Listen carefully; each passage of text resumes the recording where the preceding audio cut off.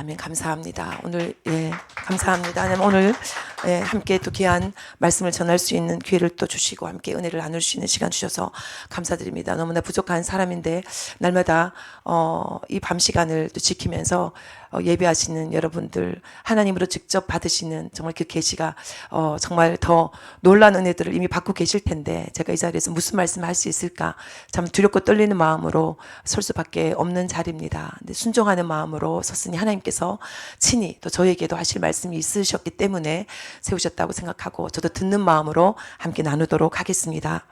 오늘 방금 저희가 함께 나눴던 열왕기하 2장 8장 말씀을 함께 나누는데요. 그 성경책으로 한번 찾아보겠습니다. 앞부분까지 같이 우리가 살펴보기를 원해서요.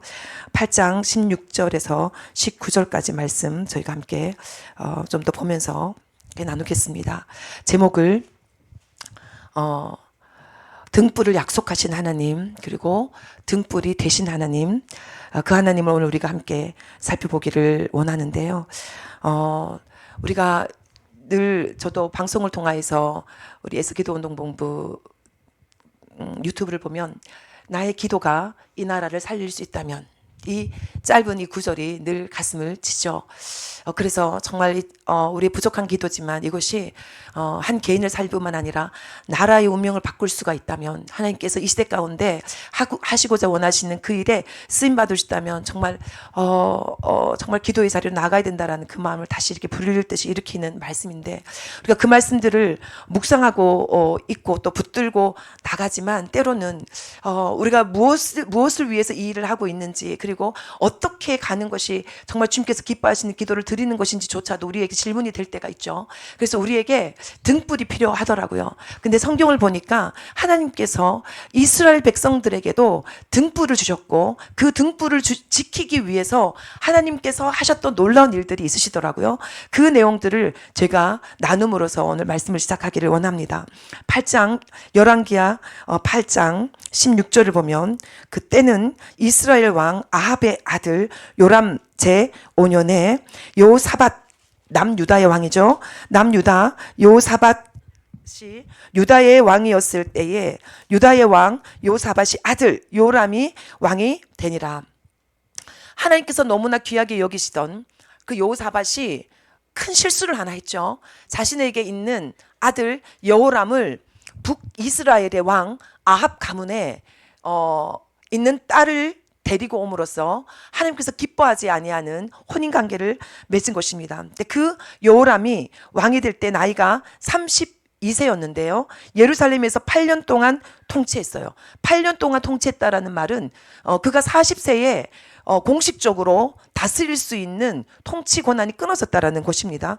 왕정 시대이기 때문에 그때는 정말 죽음을 통하여서 사망하기 전까지는 통치를 해야 되는데 사실 여호람은 그때까지 죽지 않았었습니다. 근데 나중에 보면은 그에게 중병이 들었다 그랬죠. 근데 그 이유가 뭐냐? 그것이 18절에 보면 나옵니다. 우리 함께 읽어볼까요? 18절 시작. 그가 이스라엘 왕들의 길을 가서 아합의 집과 같이 하였으니 이는 아합의 딸이 그의 아내가 되었습니다. 그가 여호와 보시기에 악을 행하였으나 여러분 여기에서 중요한 것은 뭐냐면 그는 남유다의 왕이었죠. 근데 여기 말씀해 보니까 그가 이스라엘 왕들의 길을 갔다. 그러니까 우리가 성경을 읽으면 이스라엘이라고 하는 말들이 나오면 이것이 그렇지 하나님께서 선택하셨던 전체 이스라엘 얘기를 하는 것이지 라고 생각을 하지만 열왕기에 하에 나오는 이 이스라엘이라고 하는 말은 이스라엘 전체를 얘기하는 것이 아니라 남북으로 갈라져 있었던 시대에 남쪽 유다와 대칭되는 북쪽 이스라엘을 얘기를 하는 것입니다. 근데 이 여호람은 분명히 남쪽에 하나님께서 존귀하게 여기셨던 왕 중에 하나인 여호사밧의 아들이었음에도 불구하고 자기 아버지 남유다의 자기 아버지의 길로 따르지 아니하고 북쪽 이스라엘의 길을 따랐다라는 얘기를 하고 있는 것입니다. 북쪽 이스라엘의 왕은 첫 번째 여로보암 왕일 때부터 우상숭배의 길을 걸었죠. 그 길을 그가 걸어갔었다. 그랬는데 이는 그 이유가 뭐라고요? 아합의 딸이 그의 아내가 되었기 때문이다. 그러면서 그가 여호와 보시기에 악을 행하였다라고 얘기를 하시고는 그 18절 맨 끝에 뭐냐면 하였으나라고 했습니다. 그러나 이 우리 하나님의 놀라우신 은혜가 바로 이 그러나라고 하는 이 단어 하나에 들어가 있는 것입니다. 그리고 난 다음에 따라오는 말씀이 우리가 아까 읽었던 19절입니다. 우리 다시 한번 읽어볼까요? 19절 시작. 그의 종 다윗을 위하여 유다 멸하기를 즐겨하지 아니하셨으니 이는 그와 그의 자손에게 항상 등불을 주겠다고 말씀하심이더라. 근데 이유가 무엇입니까? 하나님께서 선명한 그의 잘못임에도 불구하고 하나님께서 그를 멸하기를 기뻐하지 않으셨던 이유는 무엇이라는 것입니까? 다윗을 위하여. 제가 준비한 PPT로 들어가겠습니다. 하나님께서 다윗을 위하여 유다 멸하기를 즐겨하지 아니하셨다. 열왕기 하에는 분명히 유다 멸하기를 즐겨하지 아니하였다라고 얘기를 했는데요. 이것이 같은 말씀을 다루고 있는 역대하에 가서는 어떻게 되고 있는지 같이 읽어볼까요? 시작. 여호와께서 다윗의 집을 멸하기를 즐겨하지 아니하셨다. 여러분 이 두 가지의 차이가 보이십니까? 열왕기 하에서는 유다 멸하기를, 남쪽 유다 멸하기를 어떠했음에도 불구하고 남쪽의 왕이었던 여호람의 그 죄악에도 불구하고 유다 멸하기를 기뻐하지 않았다라고 했는데 역대하에서는 다윗의 집을 멸하기를 기뻐하지 아니했다라고 말씀하십니다. 이유는 뭐라고요? 하나님께서 그 전에 다윗과 더불어 언약을 세우셨기 때문이다. 근데 그 언약의 내용이 뭐라는 거예요? 다윗과 그의 자손에게 항상 등불을 주겠다고 말씀하셨기 때문이다. 그럼 이 등불이라는 것은 여러 가지로 해석될 수 있겠지만 다윗이라고 하는 자를 통하여서 시작된 그 시에서부터 난 아들을 통하여서 왕권을 이어가겠다라고 하는 하나님의 통치를 이어가겠다라는 내용으로도 될 수가 있죠. 그런데 하나님께서 그 다윗에게 등불을 주겠다고 약속했던 그 말씀이 어디서냐면 사무엘하에 나옵니다. 사무엘하 7장 16절에 이렇게 나옵니다. 너의 집과 너의 나라가 내 앞에서 영원히 보존되고 내 왕위가 영원히 견고하리라. 하나님께서 다윗에게 사무엘하 7장, 너무나 사모하는 말씀이 사무엘하 7장 말씀인데요. 하나님이 다윗이 이제 통일왕국을 이루고 난 다음에 예루살렘을 도읍으로 세우고 그곳에 법궤를 가지고 와서 다윗의 장막을 세우고 난 다음에 24시간 하나님을 예배하는 그런 것을 세워놓고 난 다음에 하나님 보시기에 너무나 기뻐하는 일을 했음에도 불구하고 그의 마음은 아팠죠. 나는 이렇게 잘 지어진 백향목궁에 거하는데 하나님의 법궤가 저 천막 안에 있다니 그게 너무나 마음이 아팠습니다. 그 얘기를 나단 선지자에게 얘기했을 때 나단 선지자가 왕의 마음에 있는 대로 기쁜 대로 하십시오라고 했는데 하나님이 그날 밤을 지나지 않아서 나단을 찾아오셨죠. 뭐라고 그러셨습니까? 그가 나의 집을 지으려고 하는데 아니다. 내가 그의 집을 지어주겠다 라고 말씀하셨다 하셨던 약속이 이거죠. 너의 집과 너의 나라가 내 앞에서 언제까지?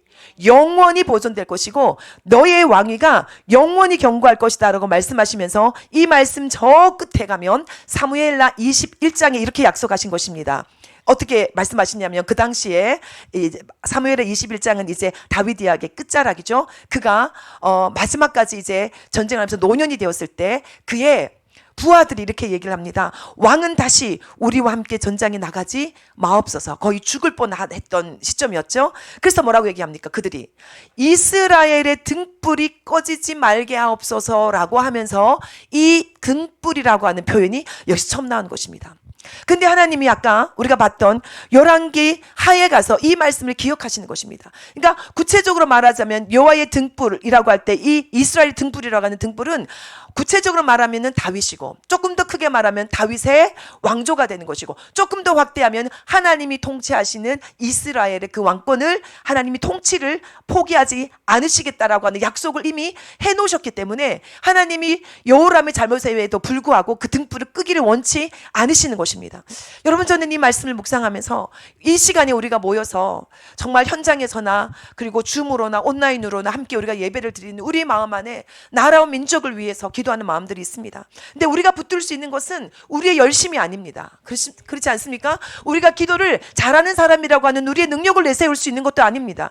오직 우리가 붙들 수 있는 것은 무엇입니까? 하나님의 약속입니다. 하나님께서 약속하신 그것, 정말 이 대한민국이라는 나라에도 하나님이 등불과 같은 다윗과 같은 정말 그 등불과 같은 리더를 세우셨죠. 이승만 대통령을 통하여서 이 나라를 정말 복음으로 세우기를 원하셨던 하나님이 그 은총으로 시작된 이 나라기 때문에 그때에 시작하셨던 그 나라를 세우시면서 약속하셨던 그 언약을 하나님은 잊지 않고 계신다. 그것을 믿는 믿음으로 우리가 주님 앞에 나와 있는 것입니다. 그런데 우리가 이 사실을 통하여서 다윗의 인생을 통하여서 이 말씀이 얼마나 놀라운 것인지를 생각해 볼 수 있습니다. 열왕기 하에서 하나님이 그에게 너의 집과 너의 나라가 영원히 보존될 것이라고 약속하셨지만 그 이후에 사무엘하 11장에서 다윗이 어떤 일을 했습니까? 바세바를 범하고 우리아를 죽이고, 여러분 그의 했던 죄를 생각하면요, 사울보다도 훨씬 악한 사람이 다윗이었습니다. 그랬음에도 불구하고요, 하나님이 사무엘하 7장에서 하셨던 그 약속을 그가 범했던 사무엘하 11장의 그 죄 때문에 그에게 했던 이 언약을 포기하지 않으시더라고요. 그리고 아까 봤던 것처럼 사무엘하 21장에서 이스라엘의 등불이 꺼지지 말게 하소서라는 말로 인해서 그의 부하들이 당신은 이스라엘의 등불입니다 라고 말씀했던 그 내용을 나중에 어떻게 열왕기 하에서 그리고 역대 하에서 하나님이 직접 그 말을 받아서 다윗은 이스라엘의 등불이 맞다라고 인정해 주면서 그 등불을 나는 끄기를 원치 않는다. 그래서 여호람의 죄에도 불구하고 그들을 끝까지 하나님이 또 용서하시고 또 용서하시면서 20대까지 바벨론에 의해서 어쩔 수 없이 무너질 수밖에 없는 죄가 관영할 때까지 기다려주시는 그 하나님을 바라봅니다. 그것이 오늘날 우리를 불러서 아직까지도 기도하는 자들이 끊어지지 않게 하신 하나님의 은총입니다. 우리가 잘났기 때문에 나온 것이 아니라 하나님께서 이 민족을 포기하지 않으셨기 때문에, 기도하는 그 등불을 끄지 않기 때문에 하나님 우리를 불러주신 것입니다. 우리가 그 일에 쓰임받고 있는 것입니다. 하나님의 그 언약을 이루는 그 일에 오늘 또 우리가 신실하게 쓰임받는 여러분을 정말 축복드리고, 정말 우리가 이 기도를 끄지지 않도록 함께 미국에서도 함께 기도할 수 있기를 원합니다. 근데 우리가 놀라운 것이 우리가 오늘 요한계시록에서 발견하는 말씀입니다.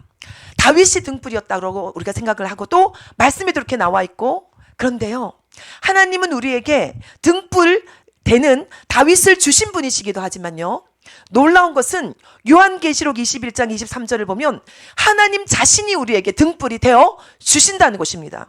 읽어볼까요? 시작. 그 성은 해나 달의 비침이 쓸데없으니 이는 하나님의 영광이 비치고 어린 양이 그 등불이 되심이라. 아멘. 놀라운 말씀 아닙니까? 이스라엘 백성들에게 있어서 다윗에게 약속하셨던 등불을 끄지 않겠다라고 말씀하셨던 그 하나님이 성경 끝에 있는 요한계시록에서 어린 양이 등불이라고 선명하게 말씀하십니다. Its lamp is the lamb. 그래서 제가 그림을 어린 양으로 가져왔습니다. 예수 그리스도로 표현되는, 십자가로 표현되는 이 어린 양 자신이 등불이 되신다는 것입니다. 여러분, 오늘날 저 이스라엘에게도, 정말 실존하고 있는 저 이스라엘에게도 정말 다 무너진 것 같은, 예수 그리스도 믿는 사람이 1%도 되지 아니하는 그 땅에서도 정말 다윗을 통해서 약속하신 것이 아직까지 유효한가 싶은 그곳에서도 하나님이 인간 다윗을 뛰어넘는 예수 그리스도 메시아 자신이 그 백성들에게 등불이 되어주고 계십니다. 요한계시록의 말씀은 마지막에 그 일을 이루실 것이지만, 이 요한계시록에서 그 등불 되시는 주님 앞에서는 우리가 저 이스라엘과 이방인 우리가 함께 서게 될 것입니다. 마찬가지로 우리에게, 이 대한민국에 하나님이 등불과 같은 리더십을 주셨지만 그의 등불이 꺼지지 않았기 때문에 오늘 우리가 여기 왔지만, 동시에 그보다 더 중요한 것은 무엇입니까? 우리 주님 자신이, 어린 양 예수 그리스도 자신이 우리의 등불이십니다. 그 등불이 대한민국의 구원을 위하여서 하나님 켜놓으신 그 등불은 하나님이 사라지지 않는 한, 하나님의 존재가 끊어지지 않는 한 우리나라를 향해서 켜신 등불은 끊어지지 않습니다. 그 믿음으로 오늘 또 우리가 기도로 주님 앞에 나아갑니다. 그래서 우리 오늘 붙들 것은 뭐냐면, 등불을 주시는 하나님이 곧 등불이 되어주시는 하나님이시다. 그래서 제목을 제가 등불이 되시는 하나님이라고 정하신 데는, 하나님께서 우리에게 등불을 주셨지만 동시에 그분 자신이 등불이 주신 이 은혜를 우리가 깊이 느끼고 그 말씀의 은혜 가운데서 오늘 기도로 들어가기를 원하기 때문입니다.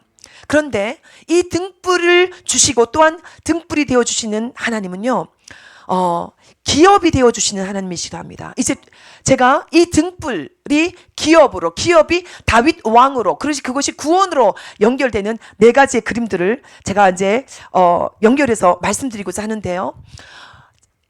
기업이 되신 하나님으로 얘기를 나가기 위해서 우리가 나봇 얘기를 하지 않을 수가 없습니다. 왜냐하면은 남쪽 유다에서는 다윗을 통하여서 등불을 켜주시겠다고 말씀하셨던 그 하나님인데, 그럼 북쪽 이스라엘에서는 하나님이 어떤 일을 하셨는가? 그것을 보기 위해서 아합 왕의 이야기를 잠깐 가봐야 됩니다. 여러분, 열왕기상 21장 3절에 가면 나봇이 아합에게 말하되 내 조상의 유산을 왕에게 주기를 여호와께서 금하실지로다. 그러면서 갑자기 이제 우리 이 그림을 보십시오. 서 있는 왕은 아합, 북이스라엘에서 가장 악했던 왕 아합이고, 그리고 포도나무를 관리하고 있는 자는 나봇의 포도원에서 관리하는 주인 나봇이죠. 아합이 뭐라 그랬습니까? 자기의 별궁 앞에 있는 그 아름다운 포도원을 보니까 너무나 탐나서 그것을 자기가 가져오고 싶어요. 채소밭을 하고 싶다고 가져오겠다라고 얘기를 했습니다. 그랬을 때 나봇이 어떤 얘기를 했습니까? 내 조상의 유산으로 하나님께서 주셨는 것이기 때문에 이것을 왕이라 할지라도 내가 줄 수 없습니다라고 얘기했습니다. 근데 여러분, 그 왕 아합이 그 땅을 공짜로 먹겠다고 하지 않았습니다. 뭐라 그랬습니까? 내가 값을 쳐주겠다. 근데 네가 돈으로 받기를 원치 않으면 다른 곳에 있는 네가 좋아하는 땅을 너에게 주겠다, 바꿔주겠다라고까지 얘기했습니다. 누가 얘기하는 거라고요? 왕이 얘기하고 있는 너무나 좋은 조건의 얘기라는 것입니다. 그런데 이 나봇이 그것을 거부했던 유일한 이유, 그것이 무엇입니까? 하나님이 내게 주신 유산입니다. 우리 조상에게 주신 유산입니다. 그것은 하나님이 잃어버리지 말라라고 주신 것이기 때문에 나는 그 언약을 파기하고 싶지 않습니다. 그래서 포기하고 싶지 않습니다. 여러분, 이것은 누구의 마음을 닮았습니까? 하나님의 마음. 다윗에게 등불을 주겠다고 약속하셨기 때문에 끝까지 등불을 포기하지 않으셨던 그 신실하신 하나님의 마음이, 언약을 지키고자 하는 마음이 이 나봇에게 있었죠. 그런데 아합이 그 너무나 하나님이 중요하게 생각하는 그 언약을 지키고자 하는 그 신실한 마음을 살인으로 파괴해버렸죠. 그래서 이것이 아합이 지었던 많은 악 중에서 클라이맥스, 절정의 이름으로서 결국은 이 아합과 이세벨을 망할 수밖에 없게 되었습니다. 그래서 오늘 이 등불을 주신 하나님이, 등불이 되신 하나님, 그것은 두 번째로 기업을 주시는 하나님, 그리고 그것이 기업이 되어주신 하나님의 말씀으로 우리가 들어가 보기를 원합니다. 신명기 19장 14절에 하나님이 이렇게 말씀하셨습니다. 너의 하나님 여호와께서 너에게 주어 차지하게 하시는 땅 곧 내 소유가 된 기업의 땅에서 조상이 정한 내 이웃의 경계표를 옮기지 말아라. 여러분, 이것은 나봇의 포도원 이야기가 있기 전에도 이미 모세가 있을 때부터도 하나님 신명기에서 약속하셨던 이 말씀 안에는 무엇이 담겨져 있습니까? 하나님이 무엇을 소중히 여기시는지가 담겨져 있잖아요. 하나님의 마음 안에 있는, 하나님이 소중히 생각하는 그게 뭐예요? 기업이죠. 하나님이 주신 그 인헤리턴스, 그 기업을 잃어버리기를 원치 않고, 나의 기업을 잃어버리기를 원치 않지만 상대의 이웃의 기업도 뺏어오기를 원치 아니하시는 그런 하나님이기 때문에 이웃의 경계표를 옮기지 말라라고 말씀해 주셨던 건데요. 이 말씀이 얼마나 중요했는지를 민수기에 나와 있는 슬로보앗 딸들을 통하여서 하나님 이렇게 말씀하셨죠. 읽어봅니다. 시작. 슬로보앗 딸들의 말이 옳으니 너는 반드시 그들의 아버지의 형제 중에서 그들에게 기업을 주어 받게 하되 그들의 아버지의 기업을 그들에게 돌릴지니라. 여러분, 우리가 이 말씀을 기억하고 계실 텐데요. 자, 민수기의 말씀에서 우리가 봤던 것처럼, 신명기에서 말씀에서 봤던 것처럼 하나님 그 기업을 얼마나 소중히 여기신지를 아는데, 하나님이 민수기에서 슬로브와 딸들을 통해서 다시 한번 확증해 주십니다. 뭐라고 말씀하십니까?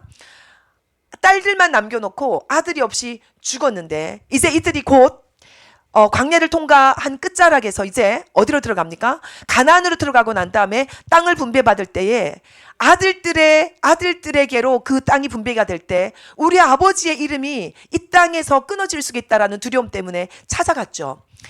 하나님이 기업을 나눠주라라고 하는 것은 모세에게 알려줬고 모세를 통해서 여호수아에게 전달됐지만 구체적인 방법은 얘기해 주지 않았어요. 특별히 어떤 방법? 아들이 없이 딸만 남았을 경우에 어떻게 되는지는 얘기 안 했다는 거예요. 그런데 이 슬로반 열들이 당당하게 나가서, 담대하게 나가서 딸이지만 우리가 그것을 받아야 되겠습니다라는 그 말을 했을 때 그 마음의 배경이 뭐였다는 거예요?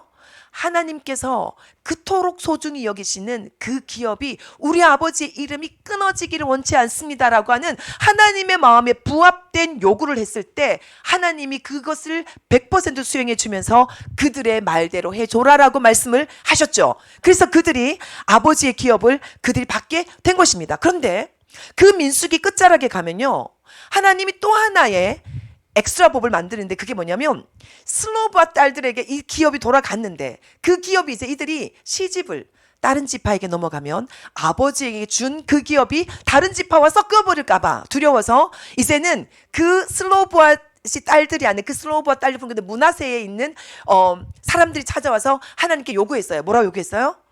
우리 조상들이 준 그 기업이 다른 지파와 섞이지 않기 위해서 이 슬로브와 딸들은 우리 지파 안에서만 결혼하게 해주십시오라고 요구했죠. 그때 하나님께서 그것 또한 들어주셔서 슬로브와 딸들은 조상들의 땅을 이어는 받되 다른 지파에게 시집 못 가도록 하는 법이 만들어진 거예요. 여러분, 이 법들 안에서 무엇을 발견합니까? 하나님께서 기업을 얼마나 소중히 여기신지 알 수 있죠.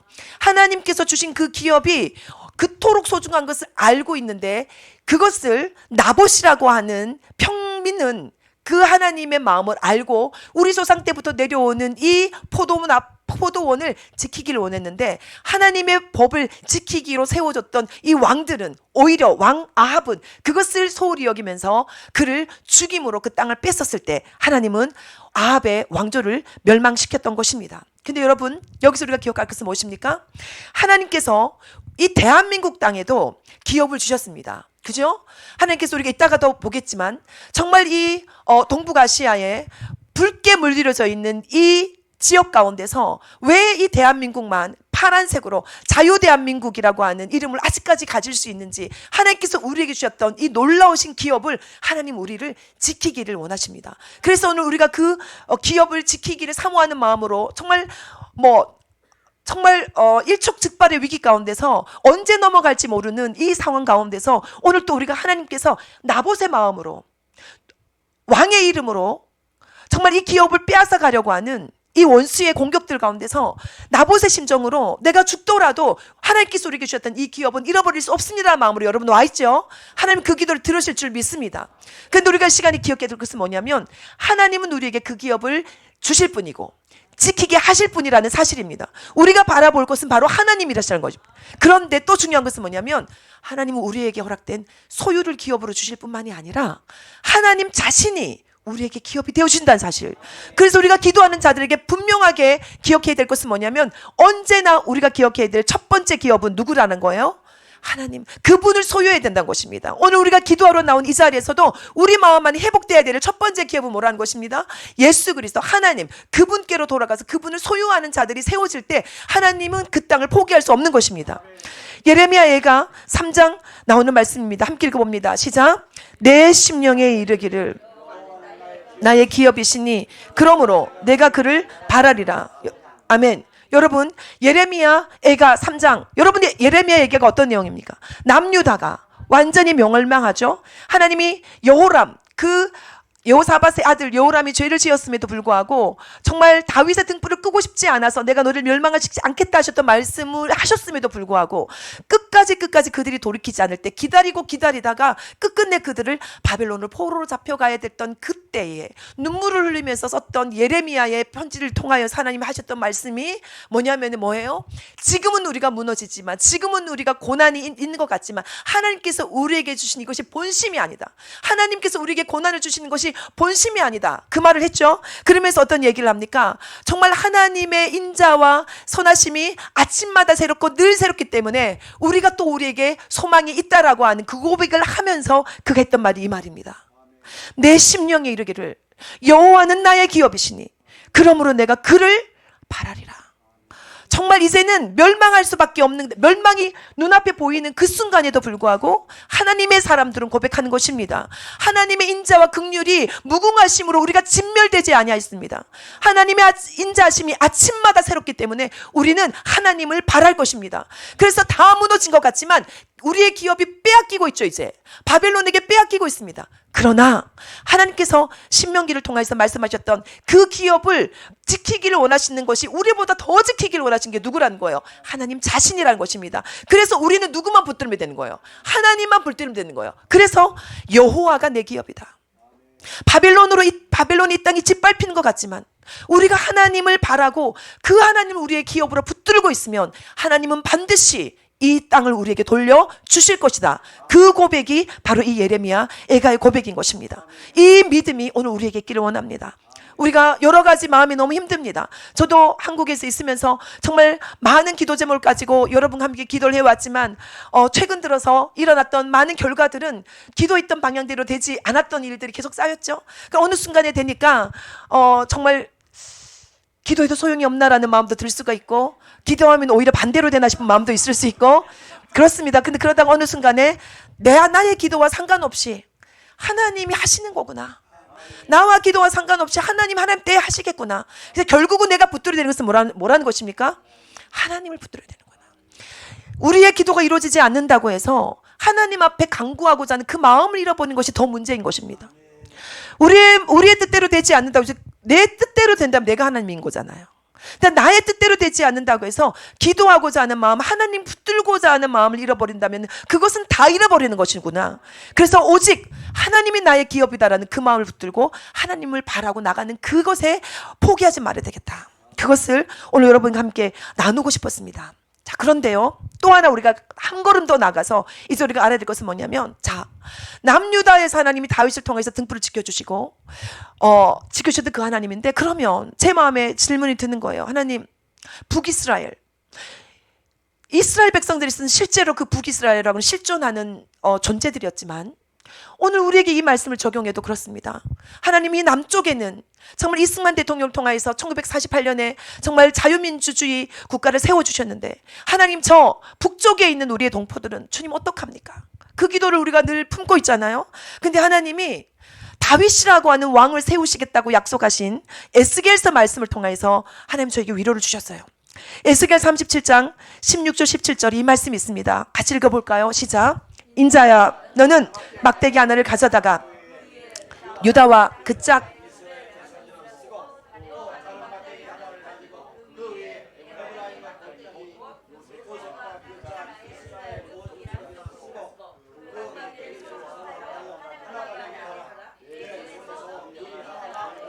네, 이 말씀 개역 개정으로 된 말씀을 현대인의 성경을 읽으면 이렇게 되어 있습니다.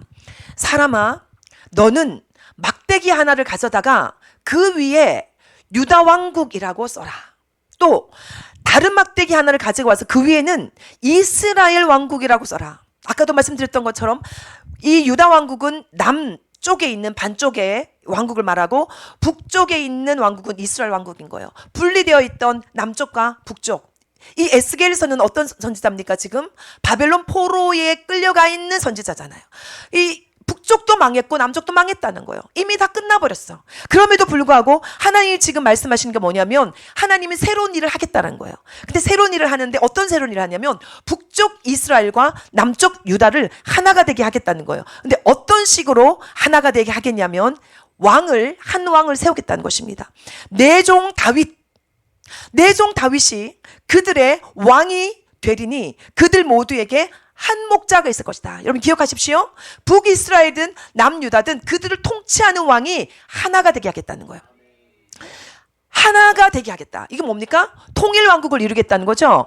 하나님께서 통일왕국을 이루신데 놀라운 것은 뭐냐면은, 관계되는 말씀을 읽고 이렇게 말했어요. 북쪽이 남쪽으로 와서 하나가 되게 되는 거예요. 하나님의 말씀이 남유다를 중심으로 북쪽을 하나가 되게 하겠다고 약속하셨어요. 그래서 한 목자, 왜냐하면 다윗은 남쪽 유다의 왕이었잖아요.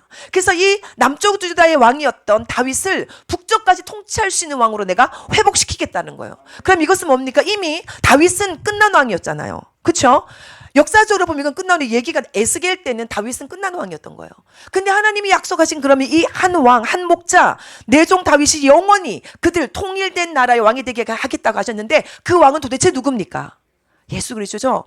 이 다윗을 통하여서 끊어지지 않겠다고 약속하셨던 그 왕의 왕권을 잡은 영원한 왕권, 잡으신 예수 그리스도, 그분을 통하여서 이제 북이스라엘도 남유다도 하나로 만들어주겠다라고 약속하신 것입니다. 이렇게 말합니다. 내가 이스라엘 자손을 잡혀간 여러 나라에서 인도하며 그 사방에서 모아서 그 고국 땅으로 돌아가게 하고, 그 땅 이스라엘 모든 산에서 그들이 한 나라를 이루어서 한 임금이 모두 다스리게 하리니 그들이 다시는, 여러분 기억하십시오, 다시는 두 민족이 되지 아니하며 두 나라로 나뉘지 아니할지라. 하나님, 이것이 이스라엘에게 지금 성취되었죠. 이스라엘이, 현재 이스라엘의 북이스라엘 남유다라고 말하지 않습니다.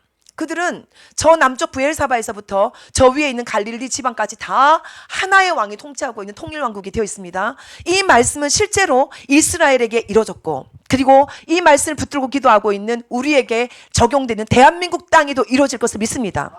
이 한반도 땅에도 이루어질 것을 믿습니다. 예, 북한과 남한, 남쪽과 북쪽이 하나님께서 다스리신, 세우시는 한 왕에 의해서 통치한 받는 하나의 통일된 왕국이 되게 하실 것을 믿습니다.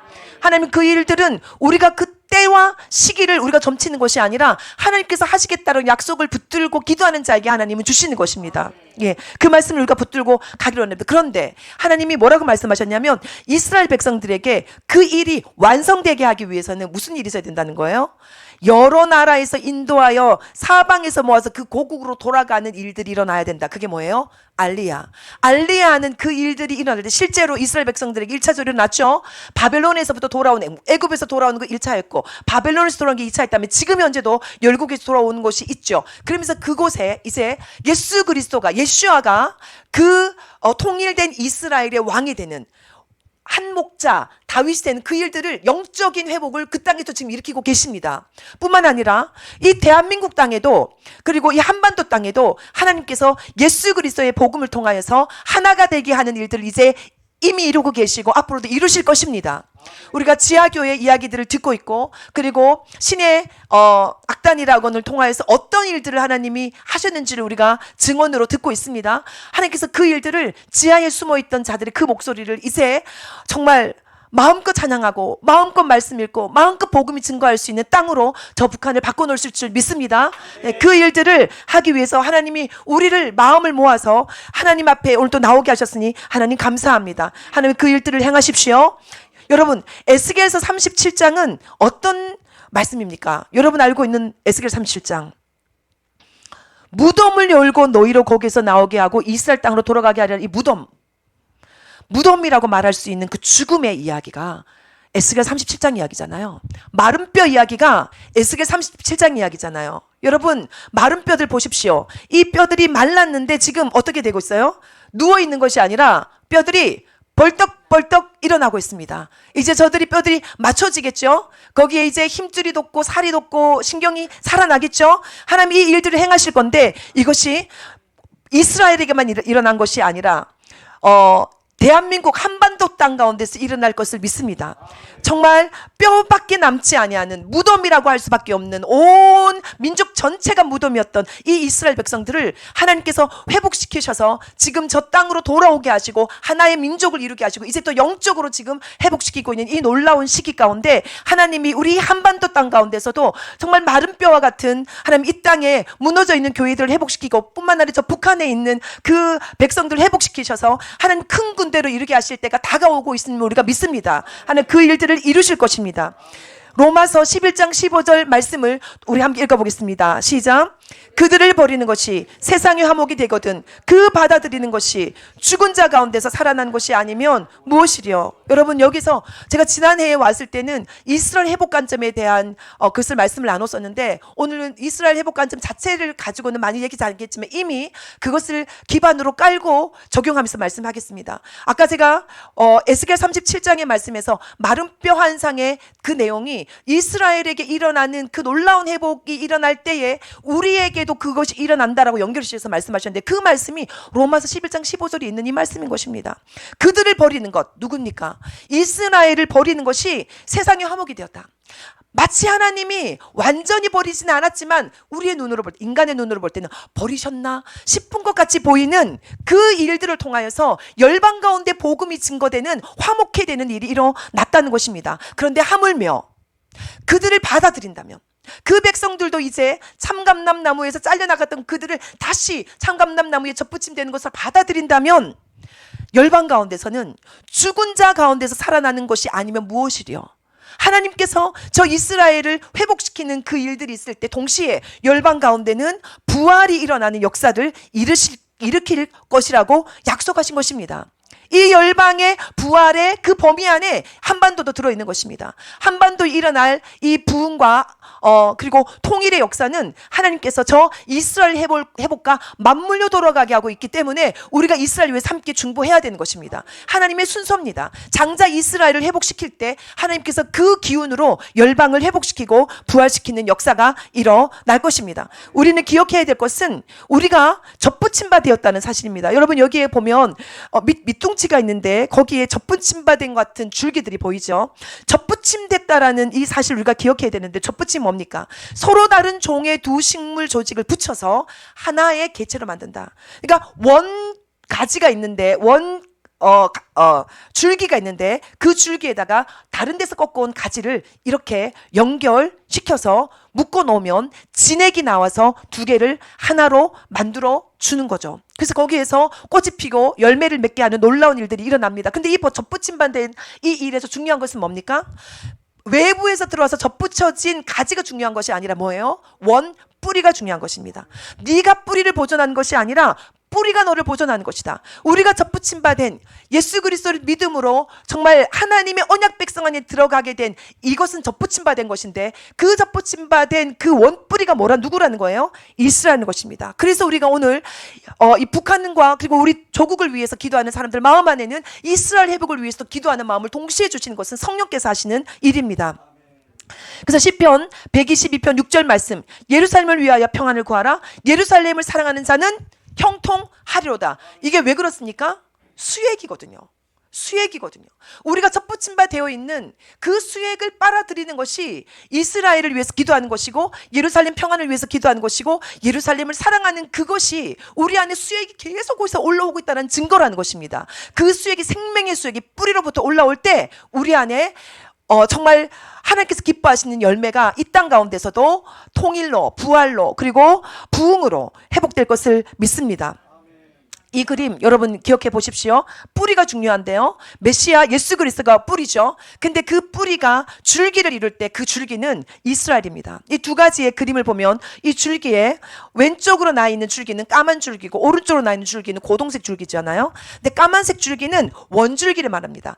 유대인들 중에서 예수 그리스도를 메시아로 믿음으로써 풍성한 올리브 열매를 맺고 그 나뭇잎을 맺는 이것이라면 오른쪽에 있는 고동 색깔에 있는 이 가지는 뭐예요? 접붙임 받은 것입니다. 이방인들 중에서 예수 그리스도의 믿음으로 이스라엘이 접붙임 받은 자들 둘이 하나가 됐다는 거예요. 한 세 사람이 됐다는. 그런데 한 가지는 무엇입니까? 저기에 떨어져 있는 오른쪽에 말라 있는 이파리들 있죠. 그것은 원래 유대인들 예수 하나님의 백성이었던 사람들이 잘려져 나간 자들, 그들에 대해서 하나님 뭐라고 말씀하셨습니까? 너희가 원래 DNA 자체가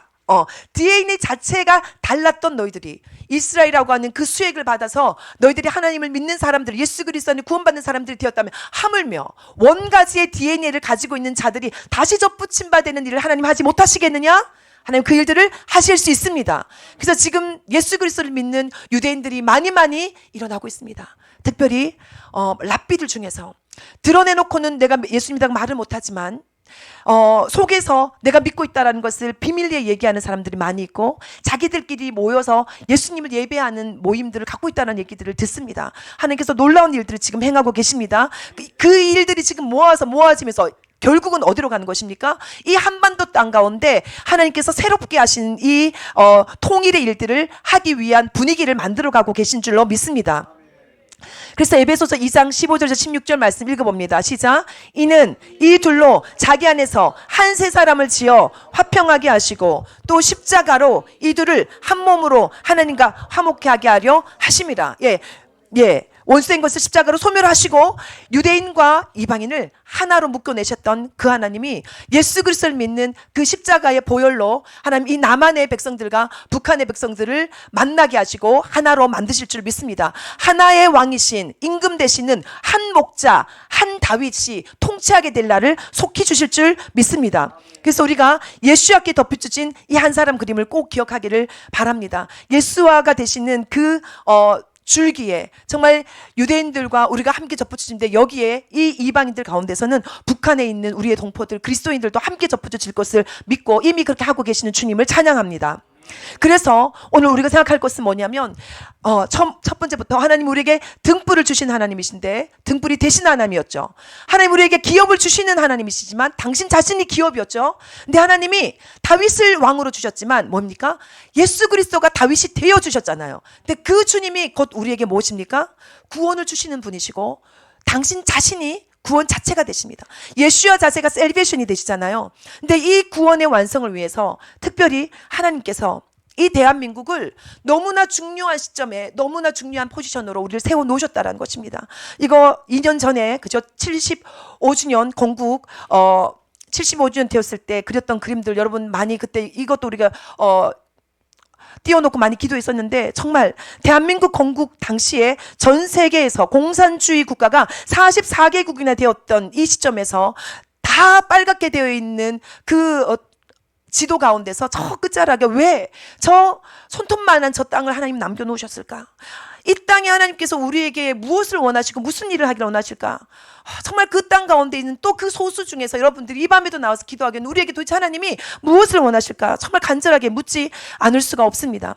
근데 제가 이 두 가지 지도를 보면서 왼쪽은 여러분 똑같은 지도 같지만 다른데요. 뭐가 다르냐면 중간에 빨갛게 칠해져 있는 부분이 보이십니까? 그 왼쪽에 있는 빨갛게 칠해진 이 나라가 무슨 나라입니까? 이스라엘입니다. 오른쪽에 있는 여기는 어디입니까? 대한민국입니다. 저는 하나님께서 우리 미국에서 이제 저희 버지니아 사랑과 진리교회와 그리고 또 왕의 대로를 섬기시는 목사님과 함께 이스라엘 사역을 하나님 우리에게 붙여주셨는데요. 이 일들을 하면서 제 마음은 늘 이것이었습니다. 한국에서부터 저 이스라엘로 중보하는 자로 세우셨다라는 그 마음이 제 안에 너무너무 컸습니다. 그래서 제가 마치 이 한쪽 눈을 가리고 앞만 보고 달려가는 말과 같이 이스라엘 향하여서 그렇게 서진이라고 그러죠. 그랬는데 하나님께서 이번에 일본을 다녀오게 하셨습니다. 근데 일본을 가면서 하나님 저에게 주셨던 마음이 그것이었어요. 너의 눈을 가리고 있던 것을 내려라. 그리고 네 옆에 어떤 나라가 있는지 봐라. 너 혼자 가는 것이 아니라 일본과 함께 가라. 일본을 두고 가지 마라. 그런데 제가 그 일본을 연구를 좀 하면서요. 오늘 그 많은 얘기를 나눌 시간은 안 되는데 무엇을 깨달았냐면 일본 안에 전체주의의 정신이 있는 거예요. 그러니까 이 전체주의가 일본이라고 하는 나라는 자유민주주의 나라잖아요. 네, 선진국입니다. 그럼에도 불구하고 그 나라를 붙들고 있는 그 영이 여신에서부터 시작되는데 그 여신으로부터 시작된 그 혈통이 천황에게로 흘러갔다는 것입니다. 그러니까 2차 세계대전 때 패망하고 난 다음에 이제 패전하고 난 다음에 헌법을 바꿔서 헌법에다가 명시를 했습니다. 뭐라고 명시했냐면 우리 일본이라는 나라는 신도를 국교로 섬기는 나라가 아니다. 그리고 우리는 천황을 신으로 생각하지 않는다. 그는 인간이다. 이렇게 선언을 했고 그것이 지금도 헌법에 남아 있습니다. 그럼에도 불구하고 그 나라에서 교육적으로 가르치는 거, 아이들한테 가르치는 그 모든 교육학에는 뭐냐면 천황을 중심으로 질서를 지켜나가는 나라로 세워가고 있는데요. 그렇기 때문에 텔레비전에도 잘 나오지 아니하는 그 천황이 정신적인 지주가 되어 있어서 모든 질서를 만들어가고 그 질서에 어긋나는 사람들은 핍박의 대상이 되고 있는 거예요. 실제로 제가 만났던 선교사님의 자녀들이 학교에 가서 소풍을 가면 그 지역에 있는 그 귀신에게 절을 하도록 가르친다는 거예요. 그런데 그것을 하지 않는다라는 이유 때문에 맞기까지 했다라는 거예요. 아이들이 주일날 교회를 가지 못하게 하기 위해서 학교 운동회를 하는데 그 운동회를 주일에 한다는 거예요. 근데 주일에 하는데 그 운동회를 위해서 뭐 한 달 동안 연습을 해야 되는데 그것을 계속 주일날 연습한다는 거예요. 그럼 우리는 교회 가기 때문에 못 갑니다. 그것 때문에 학교에서 정말 찍히고 책망받고 하는 일들을 국가적으로 지금 하고 있는 거예요. 근데 그 일들이 결국은 무슨 역사를 낳았냐면 일본 기독교의 순교의 역사를 낳았습니다. 여러분, 일본 기독교에는 왼쪽에 있는 그림들 아시죠? 후미에라고, 이제 이 남자가 앞에 서 있는 그 남자가 눈물을 뚝뚝뚝뚝 흘리면서 동판을 밟고 있는데, 그 동판 안에 그려진 그림에 예수 그리스도의 십자가 그림이 있는 거예요. 그러니까 네가 지금 네 앞에 있는 이 동판을 밟고 지나가면 너는 살려둘 것이지만 그러지 않으면 너는 죽을 것이다. 그러면서 이 땅 가운데 3,000명에서 많게는 5만 명의 사람들이 죽었다는 거예요. 16세기에서 17세기, 우리나라보다 250년이나 먼저 복음이 증거되었던 땅이 바로 그 일본 땅입니다. 그런데 그 일본 땅에서 이 순교가 행해졌던 이유가 뭐냐면은 정치적인 통합과 정치적인 질서를 위해서요. 정치적인 질서를, 우리 이 사회의 질서와 사회의 조화를 깨는 역할을 하고 있다면 그는 죽음의 대상인 거예요.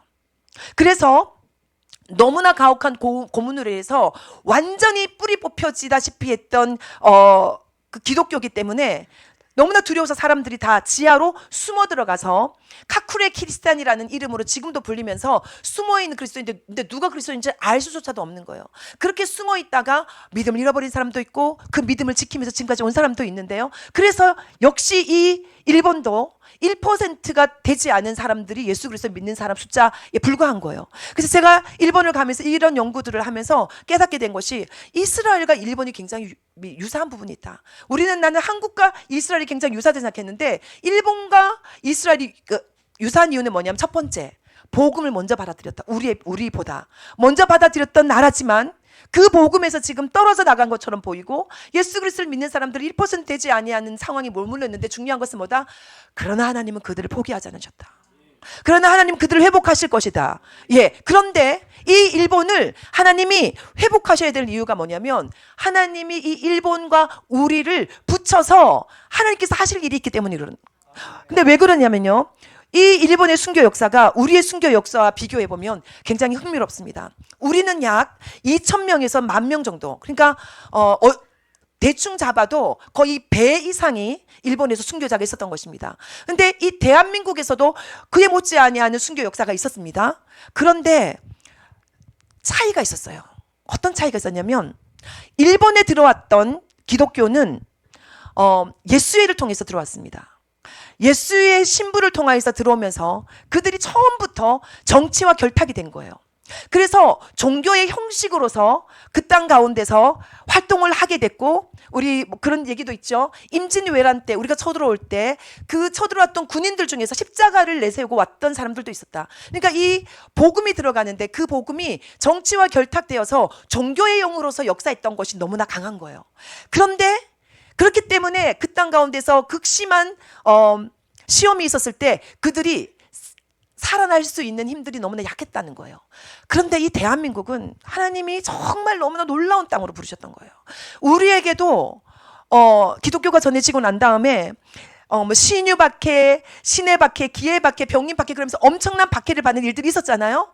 그렇음에도 불구하고 우리에게 있어서는 어떤 이유가 컸냐면, 유교적인 가치관과 충돌이 일어나서 제사를 거부하는 문제, 서학을 경계하는 이런 문제 때문에 벌어졌는데, 이것이 우리가 일본과 같이 정치적으로 결탁되지 않았던 이유는 뭐냐면, 처음부터 우리에게는 복음이 선교사들을 통해서, 특별히 예수의 선교사를 통해서 들어온 것이 아니라, 너무나 잘 알다시피 선교사들이 들어오기 전부터 우리에게 뭐가 있었어요? 말씀이 있었어요. 우리의 언어로 되어 있었던 성경이 있었죠. 그 성경을 통하여서 정말 그 평민들을 통하여서 말씀을 읽어나가고 있어요. 이수정이라고 하는 사람을 통하여서는 하나님이 한국어로 마가복음을 썼잖아요. 이미 그것을 읽고 있었던 성경 우리는 갖고 있었던 거예요. 그렇기 때문에 선교사들이 와서 정치적으로 제도적으로 뭔가를 만들기 전에 이미 우리에게는 풀뿌리 신앙을 하나님이 심어두셨던 거예요. 그렇기 때문에 자생적으로 생겨난 이 신앙 공동체가 있었기 때문에 박해가 왔을 때도 그 신앙 공동체를 사수하고자 하는 풀뿌리 정신들이 발휘가 됐던 것이고, 그래서 오히려 순교자의 피가 자양분이 되어서 후에 우리나라는 폭발적인 교회의 성장의 밑거름이 됐다는 거예요. 그렇기 때문에 우리는 같은 같은 순교의 피를 흘렸지만 완전히 무너져 있는 저 일본에게까지 갈 수 있는 힘이 우리에게 있는 거예요. 하나님이 우리에게 이 대한민국에 주셨던 이 복음의 시작에서부터 놀라운 은총을 주셨는데 이수정은 그 복음을 일본에서 받아왔거든, 사실은요. 그랬는데도 불구하고 그 일본이 완전히 무너져 있는 저 땅 가운데 가 있는 일본 선교사님들 이번에 만나고 왔는데요. 정말 너무 힘든 땅 가운데서 사역을 하고 있더라고요. 그런데 하나님이 그 일본 땅 가운데 이스라엘 위해서 중보하는 자들을 하나님 붙여주시고, 그러면서 그들이 함께 한국과 함께 그 이스라엘을 서포트하겠다라고 하는 그 고백을 하는 것을 듣게 하시는 거예요.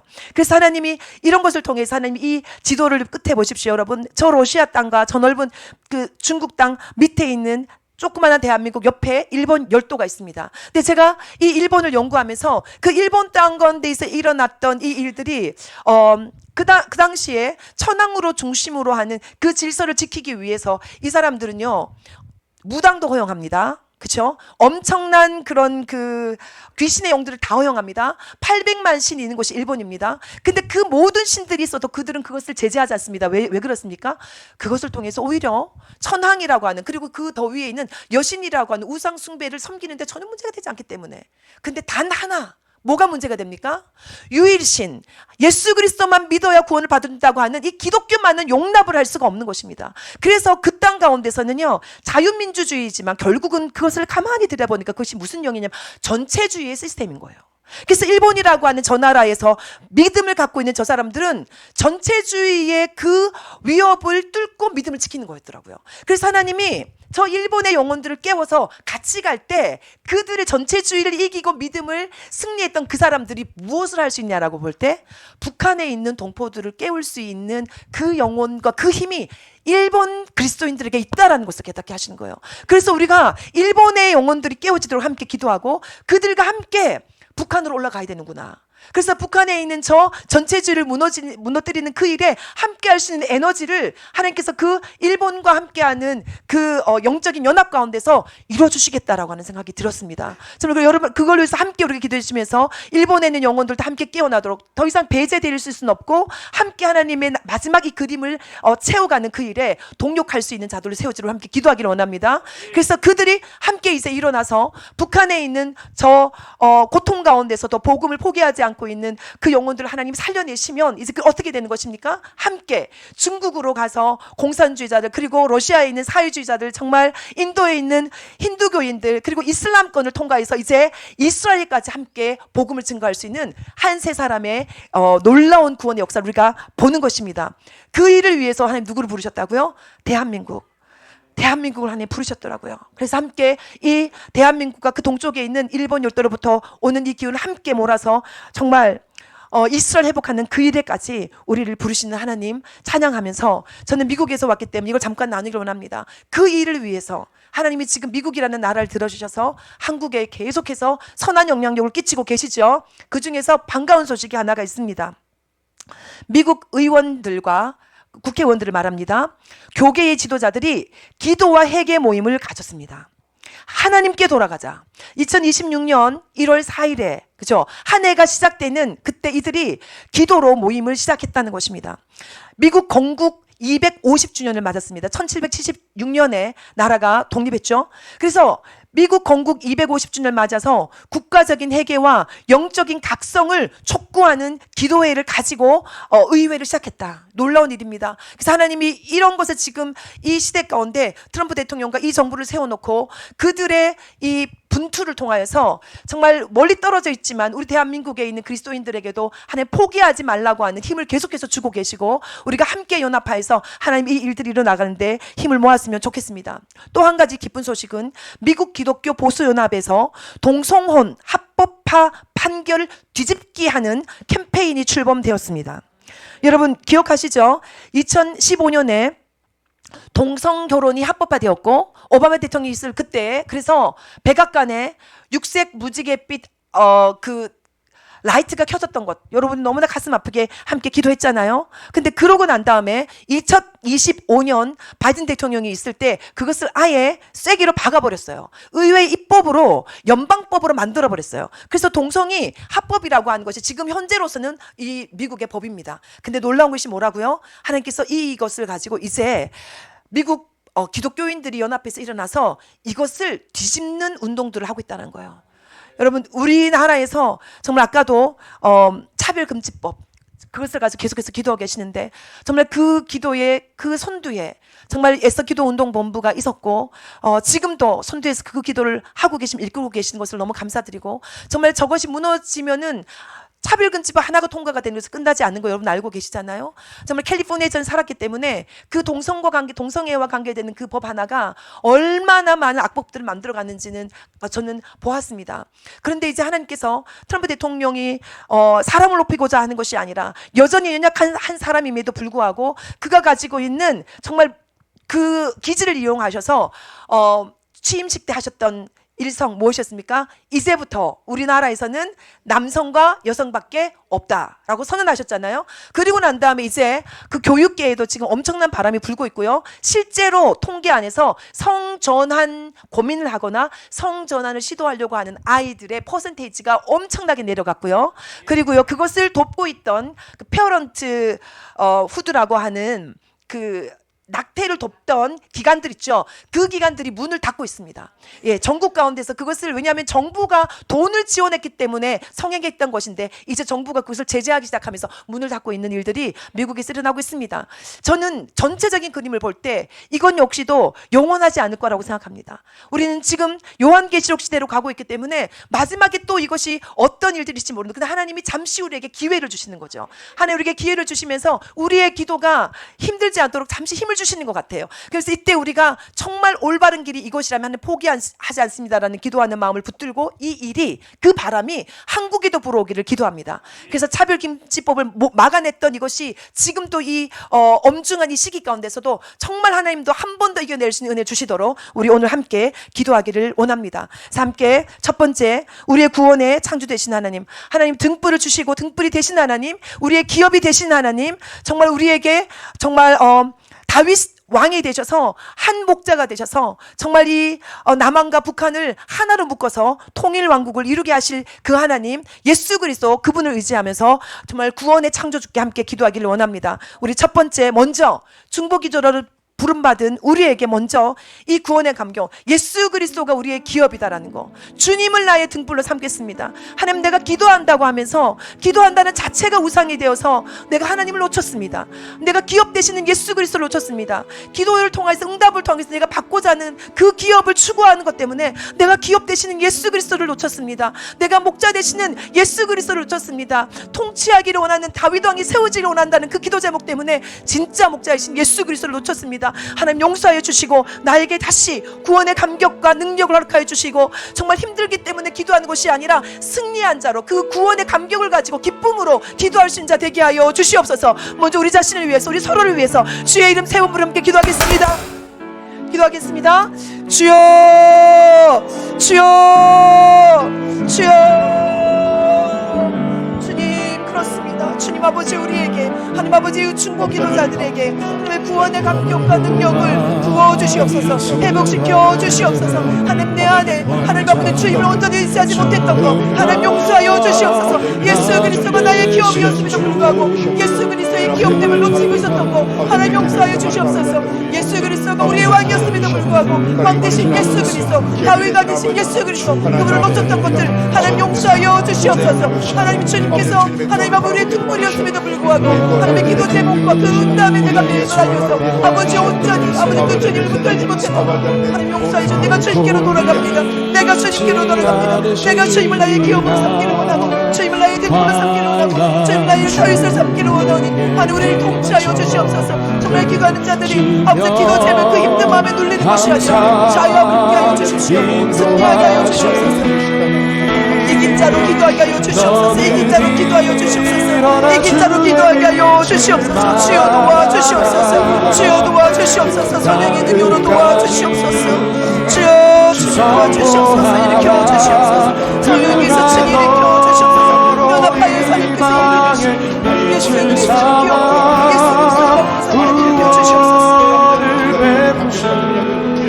아멘. 이 시간에 우리가 두 번째 기도하겠습니다. 하나님, 통일된 한국을 비롯한 이 동북아시아의 강력한 복음의 용사들을 일으켜 주시옵소서. 하나님, 일본과 그리고 중국과 함께 아버지 정말 주님께서 이 땅 가운데 이 시대 가운데 이루기를 원하시는 그 일을 하나님 아버지 섬길 수 있는 사람들, 아버지 정말 그 용사로 세워주시되, 무엇보다도 그들 한 사람 한 사람이 주님을 깊이 사랑하는 자들, 정말 주님의 신부로 준비되는 자들, 하나님 아버지 정말 주님만을 기업으로 삼는 자들, 주님이 우리의 왕이심을 고백하는 자들, 하나님 아버지 주님을 등불로 삼는 자들 일으켜 주셔서 하나님께서 기뻐하시는 이 통일, 아버지 한국으로 비롯하여서 하나님 아버지 정말 저 중국과 러시아와 아버지 정말 이슬람권을 넘어서 이스라엘까지 갈 수 있는 그 놀라우신 일을 감당할 수 있는 용사들 하나님 일으켜 주시옵소서. 우리 주의 이름 한번 부르겠습니다. 주여. 너는 일어나 주의 빛을 발하라. 땅 끝까지 주 선포하라. 그가 너로 이 밤에 빛을 삼아 구원을 베푸시리라. 너는 일어나 주의 빛을 발하라.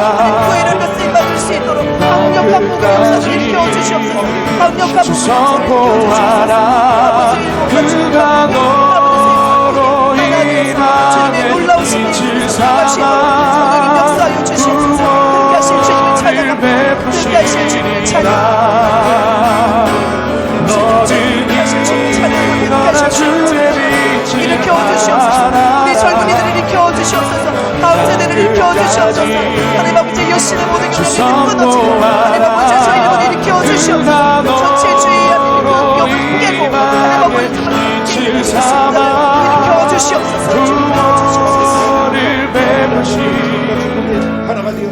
우리가 함께 합심해서 세 번째 마지막 기도 드리겠습니다. 하나님이 복음의 물결이 하나님 공산권과 이슬람권을 넘어 이스라엘까지 이르러 이스라엘 회복을 통하여서 하나님 나라가 완성되는 아버지 그 역사를 우리가 보게 하여 주시옵소서. 특별히 북한에 있는 아버지의 동포들 하나님 아버지들의 문을 열어 주시옵시고 아버지 복음을 듣고 복음을 전할 수 있는 아버지 마음껏 찬양하며 마음껏 말씀 읽을 수 있는 아버지 그래서 이 땅 가운데서 아버지 주님을 영접하고 천국으로 갈 수 있는 아버지 그 은총을 주여 풀어 주시옵시고 하나님 그들이 저 이슬람권에도 복음을 증거할 수 있는 자들로 준비시켜 주시옵시고 함께 이스라엘 회복함으로 인하여서 열방 가운데 부흥을 가져오는 그 일에 쓰임받을 신자를 될 수 있도록 도와주시옵소서. 우리 주의 이름 한번 부르기 드리겠습니다. 주여.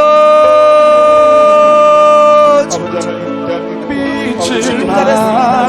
다시 주님을 찬양. 주님 그 일을 하시고 주님을 찬양. 주님께서 그 일을 하시고 주님을 찬양.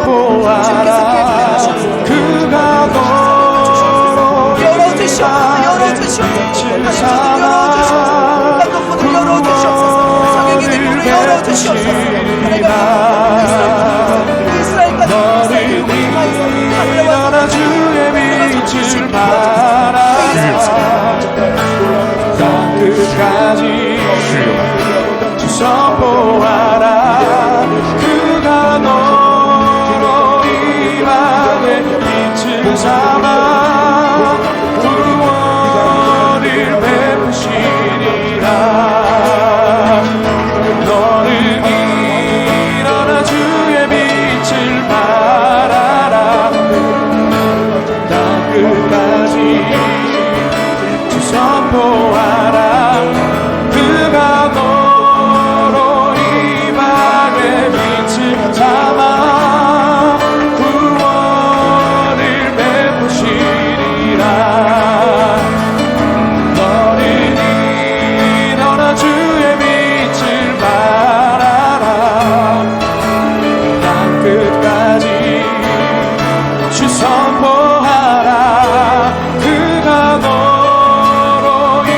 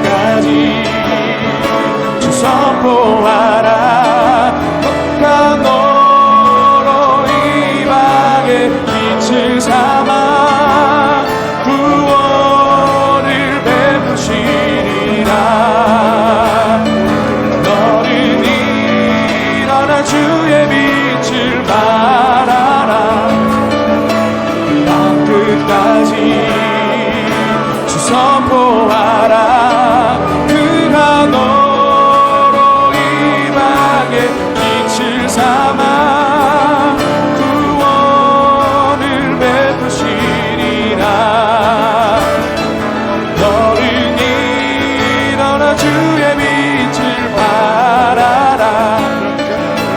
땅 끝까지 주 선포하라. 그가 너로 이방의 빛을 삼아 구원을 베푸시리라. 너는 일어나 주의 빛을 발하라. 땅 끝까지 주 선포하라. 그가 너로 이방의 빛을 삼아 구원을 베푸시리라. 너는 일어나 주의 빛을 발하라. 땅 끝까지 주 선포하라. 그가 너로 이방의 빛을 삼아 구원을 베푸시리라. 너는 일어나 주의 빛을 발하라. 땅 끝까지 주 선포하라. 그가 너로 이방의 빛을 삼아 구원을 베푸시리라. 너는 일어나 주의 빛을 발하라. 땅 끝까지 주 선포하라.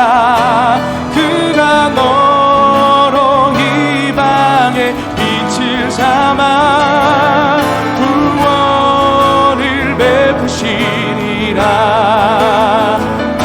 너는 일어나 주의 빛을 발하라. 땅 끝까지 주 선포하라. 그가 너로 이방의 빛을 삼아 구원을 베푸시리라. 너는 일어나 주의 빛을 발하라.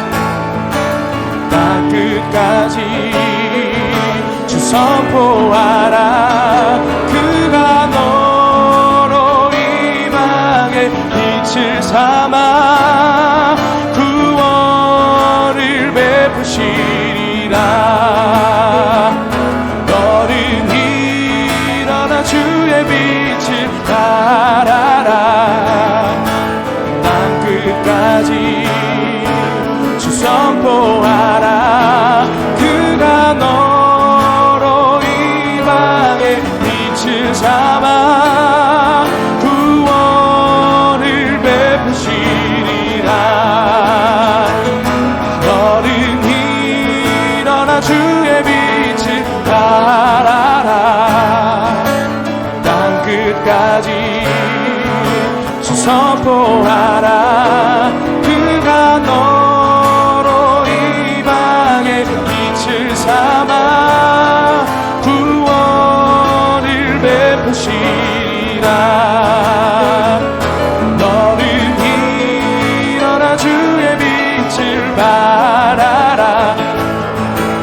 땅 끝까지 주 선포하라. 그가 너로 이방의 빛을 삼아